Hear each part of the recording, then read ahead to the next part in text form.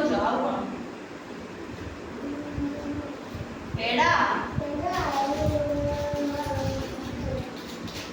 ଆଉ କ'ଣ? ଆଉ କ'ଣ? ଚେରି ଲିଚୁ ଆଉ କ'ଣ? ମନେ ପକେଇ କୁହ। ଆଉ ଜାଣିନ 10ଟା ହେଇଛି ନା ତମର? ଗଣିକି କୁହ, ଗଣିକି କୁହ। ତରଭୁଜ କୁହ, ମୁଁ କହିଦେଲି ତମେ ଏବେ କୁହ 10ଟା। ହଉ ତ ତମେ କୁହ 10ଟା ଫଳର ନାଁ। ଫଳର ନାଁ କୁହ 10ଟା। ହଁ ଆରେ 10ଟା ଫଳର ନାଁ କୁହ। ସେଉ, ଅଙ୍ଗୁରୁ, ସଫେଦା, ପିଜୁଳି। ପେଡ଼ା ଖାଇଛ? ପିଜୁଳି ଆଉ କ'ଣ? ଲିଚୁ ଆଉ କ'ଣ?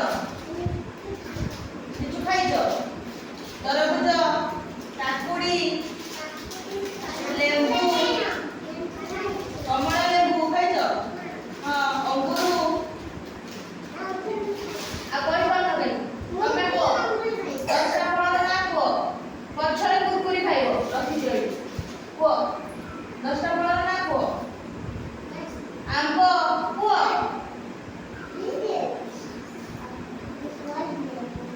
ହଁ ମୁଁ ଫୁଲ ପଠେଇବ ଏବେ ସେ କହିସାର। ଏବେ କରିଦେବି ତମେ ବସ। କୁହ 10ଟା ଫଳର ନାଁ କହିସାର ତୁମେ।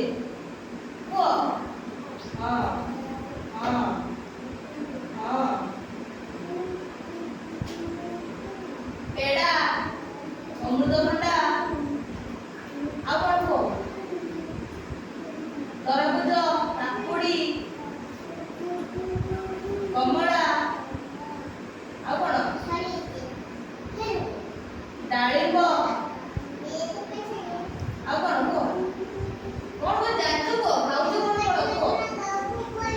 କଦଳୀ।